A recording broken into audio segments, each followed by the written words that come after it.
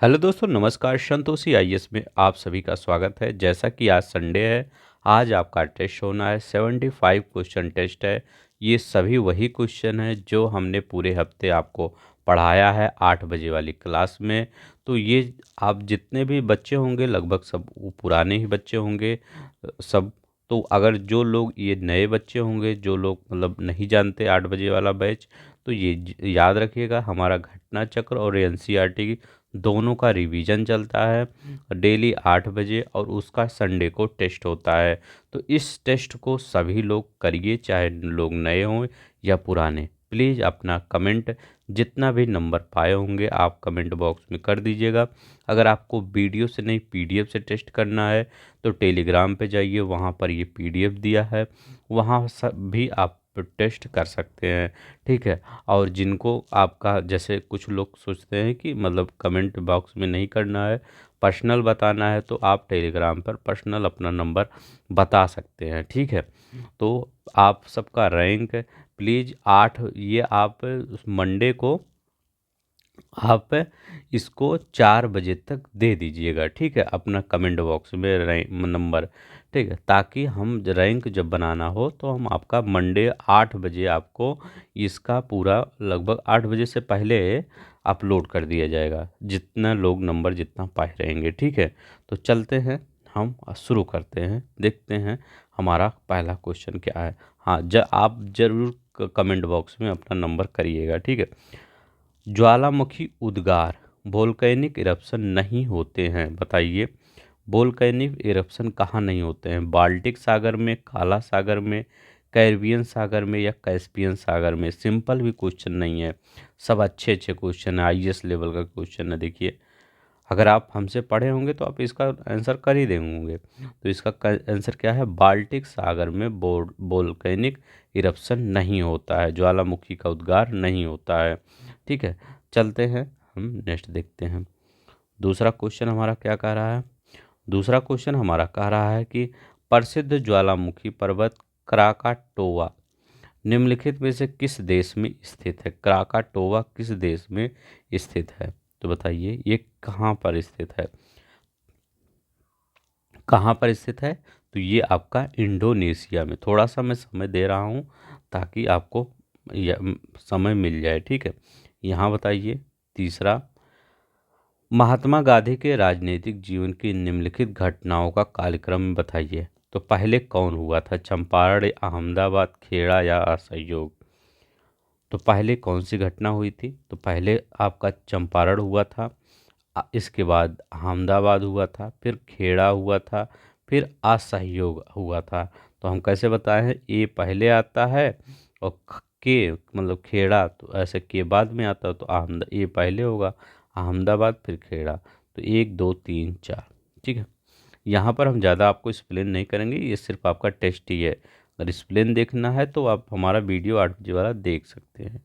अब देखिए, महात्मा गांधी ने भारत में अपना जन भाषण कहाँ दिया था? पहला जड़ जन भाषण, ठीक है, कहाँ दिया था? तो ये कहाँ दिया था आपका? बम्बई में, लखनऊ में, चंपारण में, या वाराणसी में? तो ये वाराणसी में दिया था। ठीक है, वाराणसी में। हाँ, जो बच्चों को जिन बच्चों को हम मैं जान गया हूँ वो ज़रूर कमेंट करिएगा। ठीक है, क्योंकि जो लोग प्रॉपर कमेंट करते रहते हैं हम उनको पूरी तरह से जान चुके हैं, तो वो कमेंट ज़रूर करेंगे। ठीक है, कितना आया है? निम्नलिखित स्थानों में कहाँ महात्मा गांधी ने भारत में सर्वप्रथम सत्याग्रह प्रारंभ किया? बताइए, सर्वप्रथम सत्याग्रह कहाँ प्रारंभ किया? अहमदाबाद में, बरदौली में, चंपारण में, या खेड़ा में? तो कहाँ पर? चंपारण में। ठीक है। नेक्स्ट चलते हैं, छठा देखते हैं, 6 नंबर क्वेश्चन। निम्नलिखित में से कौन सा विश्व का सबसे ऊंचा ज्वालामुखी पर्वत है? Mount Pinatubo, mount Kilimanjaro, mount ताल, या माउंट कोटोपैक्सी? तो बताइए कौन सा है? तो कौन सा है? माउंट कोटोपैक्सी आपका सबसे ऊंचा ज्वालामुखी पर्वत है। ये बताइए, जापान का विशालतम द्वीप कौन सा है? होकाइडो, शिकोकू, कुशोसु, क्यूशोसु, ठीक है, अब और ये हुंसू है। तो बताइए कौन सा है जापान का विशालतम द्वीप? उसी पर आपका टोक्यो भी है। तो ये आपका होन्शु होगा, ठीक है, होन्शु याद रखिएगा। नेक्स्ट चलते हैं। बाली आरिक द्वीप समूह कहाँ स्थित है? बाली आरिक द्वीप समूह कहाँ स्थित है? भूमध्य सागर में, काला सागर में, बाल्टिक सागर में या उत्तरी सागर में? तो ये कहाँ पर है? भूमध्य सागर में। हम आपको बता भी चुके होंगे कैसे करना है। ये आप पहले कापी ऐसे ले लीजिएगा, 1 से 75 तक कर लीजिएगा। इसके बाद जैसे मैंने 9वां क्वेश्चन आपको दिखा रहा हूँ, तो 9वां के आगे आप जैसे आपको पता है कि ग्रेनाडा कहाँ पर है, तो ग्रेनाडा आप मान लीजिए बोल दिए कैरिबियन सी में, तो सी है आपका 9 का, तो फिर ऐसे सी इसको लगा दिए। अगर मान लीजिए आप ए लगा दिए, फिर मैंने बताया नहीं इसका सी होगा, तो फिर ऐसे गलत कर दीजिएगा, ठीक है। तब आप काउंट कर लीजिएगा, जितना होगा बता दीजिएगा। ऐसे पिछले वीडियो में हम सब बताए थे, ठीक है आपको। तो ये कैरिबियन सागर, ग्रेनाडा अवस्थित है कैरिबियन सागर में, ठीक है। अब यहाँ पर देखें, कह रहा है इंडोनेशिया के द्वीप समूहों में पश्चिम से पूर्व की दिशा में, मतलब पश्चिम से पूर्व दिशा में कौन सा होगा? तो इंडोनेशिया मान लीजिए ऐसे ऐसे नहीं है, पूरा ऐसे ऐसे। तो पहले कौन सा आता है? पहले आपका सुमात्रा आता है यहाँ पर, फिर आपका कौन सा आता है? जावा आता है, फिर कौन सा आता है? बाली आता है, बाली तीसरे पे, फिर लोम्बोक सब आता है फिर, ठीक है। ये आपका होगा। 11 नंबर क्वेश्चन देखते हैं। निम्नलिखित कौन सा द्वीप कैरिबियन सागर में अवस्थित नहीं है? अभी तो हम बताए थे ग्रेनाडा तो है ही है। चलिए हम अब 3 ही बताना है आपको, ग्रेनाडा, मडीरा, मोंट सेराट या एंगुलिया। तो यूपीपीसीएस 2021 का क्वेश्चन है, सभी क्वेश्चन आए हुए होंगे, ठीक है। आपका रिवीजन पे रिवीजन चल रहा है, जैसे हम 8 बजे करवाते हैं, फिर रिवीजन ही चल रहा है, ये जान लीजिए। तो ये मडीरा, ये पुर्तगाल के पास का है, ठीक है। 12 का करिए, देखते हैं। प्रशांत महासागर में स्थित गैलापागोस द्वीप समूह के संदर्भ में निम्नलिखित में से कौन सा कथन सही है? इसकी उत्पत्ति ज्वालामुखी गतिविधियों के द्वारा हुई है, या यह दक्षिण अमेरिका राष्ट्र पेरू का हिस्सा है? कौन सा सही है? तो गैलापागोस के बारे में बता दीजिए कौन सा सही है। एक क्वेश्चन आपका सही हो जाएगा, ठीक है। आरो यारो देखिए कहाँ आया है, ठीक है। थोड़ा सा प्रॉब्लम आ गई थी, बताइए कौन सा आपका सही होगा इसमें, ठीक है। कौन सा सही होगा आप बता ही दिए होंगे, कौन सा इसमें सही होगा। केवल आपका पहला सही है, दूसरा गलत। ये पेरू में नहीं है, इक्वाडोर में है, ठीक है। चलते हैं नेक्स्ट देखते हैं। 13 नंबर का बताइए कौन सा 13 नंबर में सही है। किस द्वीप समूह को सीप द्वीप कहा जाता है? किस द्वीप समूह को सीप द्वीप कहा जाता है? पढ़े होंगे तो सब कर लेंगे आप। तो ये कौन से द्वीप को सीप द्वीप कहा जाता है? फेरो, फरो द्वीप को, फेरो, ठीक, इसी द्वीप को सीप द्वीप कहा जाता है। 14 नंबर का बताइए। महात्मा गांधी द्वारा चलाया गया प्रथम जन आंदोलन कौन सा था? असहयोग, नमक, भारत छोड़ो या नील? तो पहला जन आंदोलन मतलब करें पहली बार जहां लोगों की ज़्यादा भागीदारी हुई, तो वो कौन सा आंदोलन था? असहयोग आंदोलन। 15 का बताइए। अखिल भारतीय राजनीति में गांधी जी का पहला साहसिक कदम क्या था? मतलब ये पूछ रहे हैं पहली बार अखिल भारतीय लेवल पर गांधी जी कहाँ थे, कौन सा सत्याग्रह था या कौन सा आंदोलन था? तो ये कौन सा आंदोलन था? रौलेट सत्याग्रह था।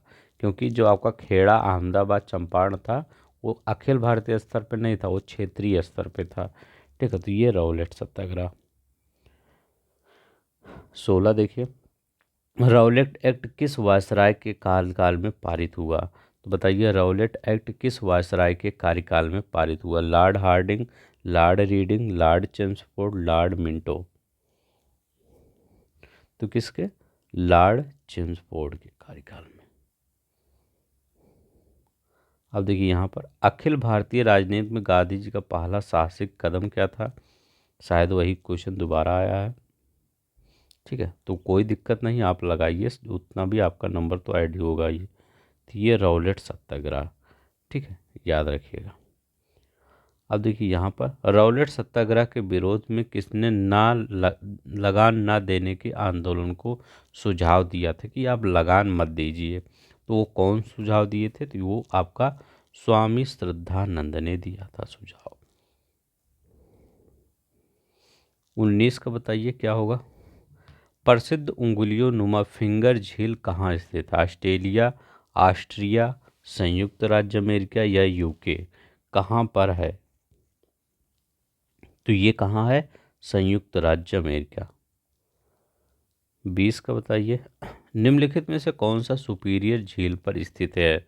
सुपीरियर झील पर कौन सा स्थित है? शिकागो, डेट्रॉइट, बफेलो या डुलुथ? कौन सा नगर है सुपीरियर झील पर स्थित है? आरो यारो में आया है, तो डुलुथ आपका सुपीरियर झील पर है। 21 नंबर का देखते हैं सॉरी। टीटीकाका झील करें बोलिविया, पेरू।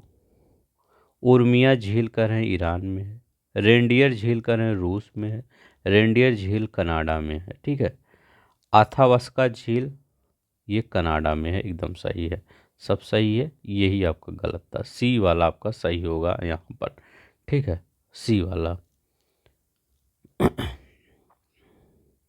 यहाँ पर देखते हैं निम्नलिखित में से कौन सा मानव क्रियाकलापों के कारण हाल ही में बहुत संकुचित हुआ और सूख अंततः वह सूख ही गया?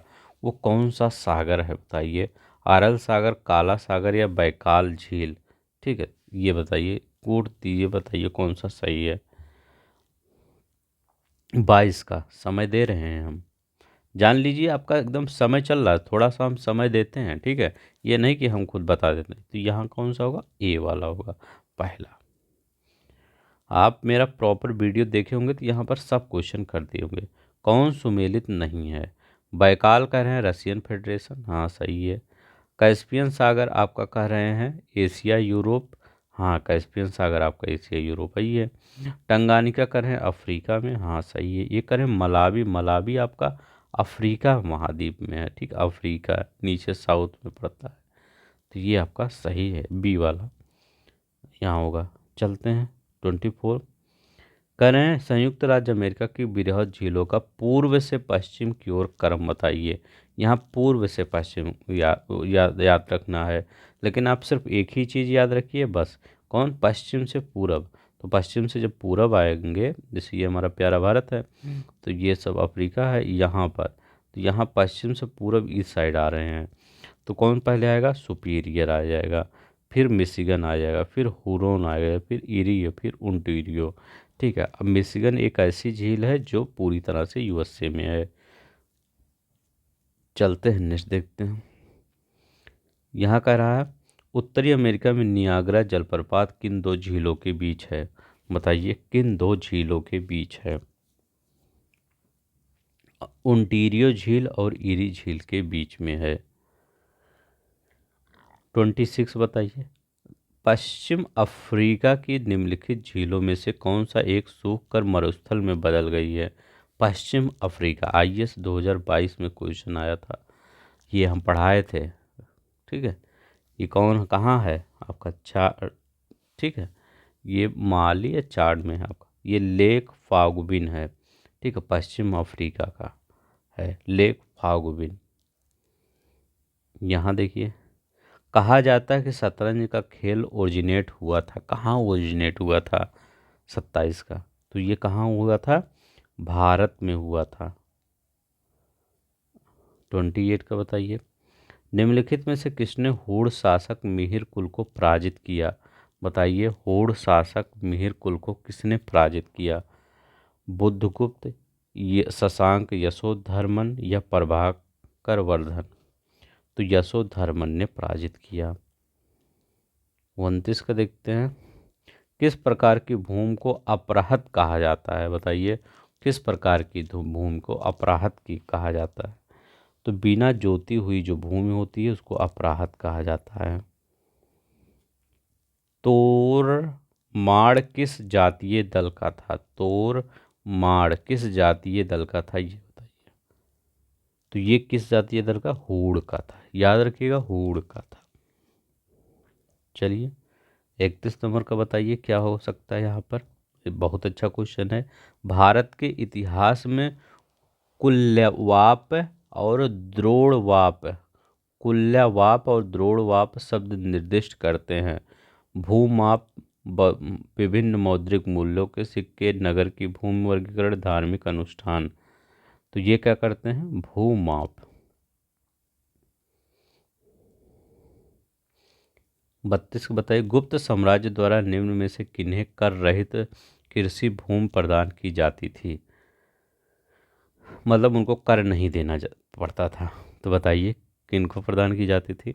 तो ब्राह्मणों को, गुप्त काल में, गुप्ता पीरियड में। इस बार अभी हमारा इस हफ्ते गुप्ता पीरियड चला था हिस्ट्री में। ठीक है। गुप्त युग में भूमि राजस्व की दर क्या थी। गुप्ता पीरियड में भूमि राजस्व की दर क्या थी। तो उपज का छठा भाग। 34 बताइए, टेलीग्राफिक पठार हिस्सा है किसका। उत्तरी अटलांटिक, दक्षिण अटलांटिक, हिंद महासागर या इनमें से कोई नहीं।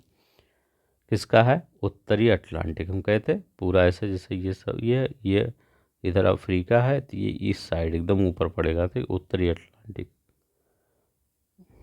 देखिए यहाँ पर हिंदू मुस्लिम एकता का प्रतीक सोलह कुल उत्सव आयोजित किया जाता है। बताइए सोलह कुल उत्सव कहाँ आयोजित किया जाता है। तो ये आगरा में आयोजित किया जाता है। कह रहे हैं निम्नलिखित स्थानों में कहाँ शाकुंभरी देवी मेले का आयोजन किया जाता है। कहाँ पर किया जाता है शाकुंभरी देवी मेले का। तो ये सहारनपुर में है। जैसे कोई क्वेश्चन हम जल्दी कर दे तो उसको रोक लिया करिए आप, ठीक है। उत्तर प्रदेश में जैन और बौद्ध बौद्ध दोनों का तीर्थ स्थल कहाँ है। तो वो कहाँ है आपका, कौशाम्बी में। कहाँ पर, कौशाम्बी में। उत्तर प्रदेश का गुरु पूर्णिमा पर्व समर्पित है किस ऋषि को। उत्तर प्रदेश का जो गुरु पूर्णिमा पर्व है किसको समर्पित है। व्यास को, वशिष्ठ को, वाल्मीकि को, भृगु को। तो ये व्यास को। ठीक है। 39 के देख, तिब्बत के पठार की समुद्र तल से ऊंचाई है। अभी 2 दिन पहले ही क्वेश्चन हम करवाए थे। तो तिब्बत के पठार की समुद्र तल से ऊंचाई कितनी है, 5 किलोमीटर। ठीक है। यहाँ देखिए, कौन सा वैश्विक सम्मेलन ग्रीन हाउस गैस के उत्सर्जन में कमी के लिए आयोजित वैश्विक समझौते की दिशा में पहला कदम था। कौन पहला कदम था, रियो 1992। ये बताइए, ये क्वेश्चन थोड़ा सा छोटा। हाँ बताइए, निम्नलिखित विचार कीजिए। कह रहे हैं कौन मीथेन का स्रोत है। राइस फील्ड, धान का खेत, कोल माइनिंग, कोयले का खनन, पालतू पशु, आर्द्रभूमि। तो सभी हैं। ठीक है। तो कौन है, सभी आपके हैं। यहाँ पर कौन सा क्वेश्चन था आपका, ये 41 42। 42 नंबर क्वेश्चन देखिए, गुप्त स्वर्ण मुद्रा को क्या कहा जाता था। तो गुप्त स्वर्ण मुद्रा को क्या कहा जाता था, दिनार कहा जाता था। ठीक है। नेक्स्ट देखते हैं। ये क्वेश्चन बताइए, कालिदास किसके शासनकाल में थे। समुद्रगुप्त, अशोक महान, चंद्रगुप्त फर्स्ट या चंद्रगुप्त सेकेंड। किसके शासनकाल में थे, चंद्रगुप्त द्वितीय। 44 का बताइए, रजत सिक्के जारी करने वाला प्रथम गुप्त शासक था, कौन था। चंद्रगुप्त प्रथम, समुद्रगुप्त प्रथम, चंद्रगुप्त द्वितीय, कुमारगुप्त। तो बताइए इसका कौन सा आंसर होगा। सोचिए थोड़ा सा, क्यों हो सकता है कन्फ्यूज हो इसमें। तो कौन होंगे, चंद्रगुप्त द्वितीय थे। ठीक है, चंद्रगुप्त द्वितीय। चलते हैं। किस अभिलेख से ज्ञात होता है स्कंदगुप्त ने हूणों को पराजित किया था। किस अभिलेख से, भितरी, इलाहाबाद, मंदसौर या उदयगिरी अभिलेख। तो बताइए किस अभिलेख से। तो ये भीतरी स्तंभ लेख से ज्ञात होता है। 46 बताइए, इनमें से किस गुप्त शासक ने हूणों को पराजित किया था।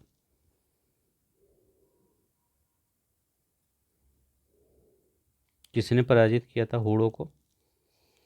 तो स्कंदगुप्त ने हूणों को पराजित किया था। किस गुप्त शासक ने अपने बड़े भाई की हत्या कर सत्ता प्राप्त की थी? बताइए, इसमें किसने प्राप्त की थी? ये चंद्रगुप्त द्वितीय ने। देखते हैं। पृथ्व्या प्रथम वीर उपाधि थी किसकी? समुद्रगुप्त की, राजेंद्र प्रथम की, अमोघ वर्ष की, या गौतमी पुत्र सतकर्णी की? तो ये किसकी उपाधि थी? जो पृथ्वी पर पूरा विजय कर लिया हो वो समुद्रगुप्त की थी। ये बताइए, प्रथम गुप्त शासक जिसने परम भागवत की उपाधि धारण की थी वह कौन था? तो प्रथम गुप्त शासक कौन था? चंद्रगुप्त प्रथम था, या चंद्रगुप्त द्वितीय था, या समुद्रगुप्त था, या श्रीगुप्त था? तो ये समुद्रगुप्त था। 50 नंबर का देखते हैं। निम्नलिखित में से किस गुप्त राजा का एक अन्य नाम देवगुप्त था? बताइए, देवगुप्त किसका नाम था? आई होप आप बता दिए होंगे। इस किसका नाम था? चंद्रगुप्त द्वितीय का। 51 देखिए, भारत का नेपोलियन किसे कहा जाता था? तो इसको पता ही होगा आपका, इसको तो आप बता ही दिए होंगे, समुद्रगुप्त।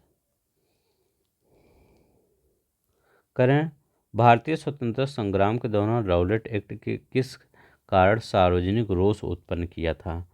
तो बताइए किसके कारण? तो राउलेट एक्ट मतलब इनका पूछने का मतलब राउलेट एक्ट है क्या? तो ये क्या था? इसने लोगों पर बिना मुकदमा चलाए जेल भेजने के लिए अधिकृत किया था। 53 नंबर का बताइए, जब राउलेट एक्ट पारित हुआ था उस समय भारत का वायसराय कौन था? जब राउलेट एक्ट पारित हुआ था तो उस समय भारत का वायसराय कौन था? लॉर्ड चेम्सफोर्ड था। हंटर आयोग की नियुक्ति की गई थी काली कोठरी घटना के बाद, जलियांवाला बाग हत्याकांड के बाद, 1857 के बाद, के विभाजन के बाद? तो किसके? जलियांवाला बाग हत्याकांड के बाद। 55 नंबर बताइए, निम्नलिखित जलप्रपातों में कौन वेनेजुएला में अवस्थित है? बताइए कौन वेनेजुएला में अवस्थित है? तो ये कौन है? एंजल प्रपात वेनेजुएला में अवस्थित है। 56 बताइए, 1000 झीलों का देश किसको कहा जाता है? ये किसको कहा जाता है 1000 झीलों का देश? फिनलैंड को। 56 बताइए, ब्रिटिश सरकार ने महात्मा गांधी को जो उपाधि दी थी और उ- जिसे उन्होंने असहयोग आंदोलन में वापस कर दिया था वह थी, वो कौन सी उपाधि थी? तो वो कौन सी उपाधि थी? कैसर ए हिंद की उपाधि थी। किसकी? कैसर ए हिंद की उपाधि थी। लिखा गया, चौरी चौरा की घटना के समय महात्मा गांधी कहाँ थे? बताइए, चौरी चौरा की घटना के समय महात्मा गांधी कहाँ थे? तो कहाँ थे? बारदौली में थे, बारदौली में थे। इसमें कह रहे हैं सकोत्रा। ये देखिए, सकोत्रा है ओमान का एक द्वीप है जो अरब सागर में स्थित है, और दूसरा है इसे 2008 में यूनेस्को द्वारा विश्व के प्राकृतिक विरासत के रूप में नामित किया गया है। ये यूपी पीसीएस 2021 का क्वेश्चन है। तो सकोत्रा ओमान का नहीं है, ये आपका यमन का द्वीप है। ठीक है, तो पहला वाला तो वैसे ही गलत हो गया। ठीक है, ये दूसरा आपका सही है। ठीक है, यहाँ बताइए, भारतीय राष्ट्रीय कांग्रेस के ने असहयोग आंदोलन में किस वर्ष प्रारंभ किया था? असहयोग आंदोलन किस वर्ष भारतीय राष्ट्रीय कांग्रेस ने प्रारंभ किया था? कब प्रारंभ किया था? 1920 में। ये बताइए, एक वर्ष में स्वराज का नारा गांधी जी ने कब दिया था? दांडी मार्च के समय, असहयोग के समय, सविनय या गोलमेज? तो ये असहयोग के समय। अब ये देखिए, ऊधम सिंह ने लंदन में मारा, ऊधम सिंह ने लंदन में मारा Lord Hardinge, General Dyer, Michael O'Dwyer या लॉर्ड वेलिंगटन, किसको मारा? तो Michael O'Dwyer, Sir Michael O'Dwyer को मारा। 63 देखते हैं, ज्वालामुखी की सबसे अधिक कौन सी गैस निकलती है? तो ज्वालामुखी से सबसे अधिक कौन सी गैस निकलती है? जलवाष्प, हीलियम, सल्फर डाइऑक्साइड या कार्बन डाइऑक्साइड? तो जलवाष्प सबसे ज़्यादा निकलती है, H2O। लिखा गया है ज्वालामुखी में सबसे अधिक गैस कौन सी निकलती है? शायद वही क्वेश्चन फिर आया है, तो आप वही मतलब नंबर ले मतलब रख लीजिएगा उसमें, ये मत करिएगा कि का नंबर, ये नंबर आप क्वेश्चन कम कर दें। वो ये भी आप सही करिए, वो भी मान लीजिए अलग अलग क्वेश्चन था, ठीक है, तो ये वाला हो जाएगा। ये बताइए, लावा के ठोस होने के फलस्वरूप पृथ्वी के अंदर निम्नलिखित चट्टानों में को क्या कहते हैं? प्लूटोनिक बाल्कनिक चट्टानें या रूपांतरित चट्टानें या परतदार चट्टानें? तो क्या कहते हैं इसको? तो इसको प्लूटोनिक चट्टान कहते हैं। ये लिखा गया है तलचिर प्रसिद्ध कोयला क्षेत्र है, तो तलचिर प्रसिद्ध कोयला क्षेत्र कहाँ है? मध्य प्रदेश में, छत्तीसगढ़, बिहार, उड़ीसा? तो ये कहाँ है? उड़ीसा में है। 67 का देखते हैं, भारत का लौह अयस्क भंडार निम्नलिखित में से किस शैल समूह से संबंधित है? अब आप सोच रहे होंगे ये तो पूरे हफ्ते का नहीं है, ये तो पहले वाला का वीडियो। हाँ, हमने ये 3-4 क्वेश्चन इसलिए डाल दिया कि ताकि आप उसको भी रिवीजन करते रहें, ठीक है। नहीं तो मैं इधर पढ़ा रहा हूँ उधर भूल रहे हैं, कम से कम पीडीएफ से ही रिवीजन कर लीजिए। नहीं तो मेरे वीडियो पर जो पुरानी है प्लेलिस्ट सबकी तो बनी ही है, जाके एक एक वीडियो का 2 की स्पीड में करके देख लीजिए, आपका रिवीजन हो जाएगा। तो इसमें बताइए, लौह अयस्क कहाँ पर? धारवाड़ में। कोयला गोंडवाना में। 68 का देखते हैं, निम्नलिखित राज्यों में किस राज्य में नामचिक नामफुक कोयला क्षेत्र अवस्थित है? नामचिक नामफुक कोयला क्षेत्र अवस्थित है किस राज्य में? 2008 में आया है दोनों जगह, ठीक है, बड़े भाई छोटे भाई दोनों में आया है, तो ये अरुणाचल प्रदेश।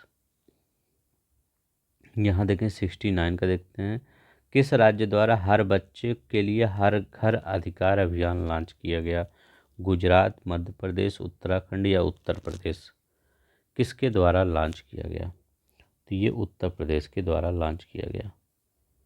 यहाँ देखते हैं, कहा राष्ट्रव्यापी ऑपरेशन चक्र 2 नामक अभियान किसने प्रारंभ किया? बताइए, राष्ट्रव्यापी ऑपरेशन चक्र 2 नामक अभियान किसने प्रारंभ किया? तो ये किसने किया? सीबीआई ने, ठीक है। किसने? सीबीआई, केंद्रीय जांच ब्यूरो ने। 71 बताइए, उत्तर प्रदेश राज्य का जलीय जीव किसे घोषित किया गया? किसे घोषित किया गया? गंगेय डॉल्फिन को घोषित किया गया उत्तर प्रदेश राज्य का जलीय जीव, ठीक, किसको? गंगेय डॉल्फिन को। ये बताइए 72, अक्टूबर 2023 में बाढ़ के कारण खबरों में रहा दक्षिण का लहोनक झील किस राज्य में स्थित है? दक्षिण लहोनक झील किस राज्य? गुजरात, बिहार, राजस्थान या सिक्किम? तो किस राज्य में स्थित है? तो ये सिक्किम में है। नेक्स्ट देखते हैं 73 भारतीय कारीगरों और शिल्पकारों के सशक्तिकरण हेतु भारत सरकार द्वारा किस योजना का प्रारंभ किया गया? तो भारत सरकार द्वारा किस योजना का प्रारंभ किया गया? शिल्पकार हैं, छोटे कारोबारी, तो छोटे छोटे जो चीज़ बनाते हैं घर और वो सब, तो ये पीएम विश्वकर्मा योजना, ठीक है, तो पीएम विश्वकर्मा योजना। 74 का देखती है, प्रधानमंत्री नरेंद्र मोदी ने 77वें दिवस के अवसर पर किसे रॉकेट वुमेन नाम से संबोधित किया गया? रॉकेट मैन तो थे, रॉकेट वुमेन कौन है? तो बताइए, ये भी इम्पोर्टेंट है, बहुत इम्पोर्टेंट है, याद रखिएगा। तो ये कौन? रितु करिधाल हैं। कौन है? रितु करिधाल हैं, rocket women. 75 and last question लिखा गया है, मध्य भारत में स्थित पहाड़ियों का पश्चिम से पूर्व की ओर कौन सा सही क्रम है? वीडियो पॉज करके इसके बाद बताइए इसमें क्या सही हो सकता है। ठीक है। अब ये क्योंकि बार बार आता है ऐसे क्वेश्चन। ठीक है। तो पहले कौन सा, जैसे मेरा प्यारा भारत हो गया तो पहले इधर कौन पड़ेगा, सतपुड़ा। सतपुड़ा के बाद कौन सा, महादेव पहले, महादेव फिर मैकाल फिर छोटा नागपुर, ऐसे रहेगा। सतपुड़ा महादेव, अ, सतपुड़ा महादेव मैकाल और छोटा नागपुर, ये याद रखिएगा। ठीक है। तो ये इसमें कौन सा होगा, सतपुड़ा महादेव मैकाल और छोटा नागपुर, बी वाला आपका सही हो जाएगा। ठीक है। तो आई होप आज के लिए बस इतना ही। प्लीज़ सभी लोग अपना कमेंट बॉक्स में कमेंट करिएगा, जिनको टेलीग्राम पे भेजना होगा वो वहाँ भेज दीजिएगा, कहीं भी आप कमेंट करिएगा ताकि हमको आपका ये रैंकिंग बनाने में सिंपल हो। ठीक है। तो 4 बजे तक भेज दीजिएगा। ठीक है। मंडे को 4 बजे तक, मतलब कल 4 बजे तक आप भेज देंगे तो हम शाम को 4 बजे तक, तो हम आपका रैंक, जिनका जो 4 बजे तक जो लोग भेजेंगे उन्हीं का रैंक आएगा। अगर उसके बाद भेजेंगे तो प्लीज़, अगर उसके बाद आप देख रहे हैं तो प्लीज़ कमेंट कर दीजिएगा। ठीक है, कि हमने कितना बनाया है। ठीक है। तो आज के लिए बस इतना ही। धन्यवाद, नमस्कार, जय हिंद, जय भारत।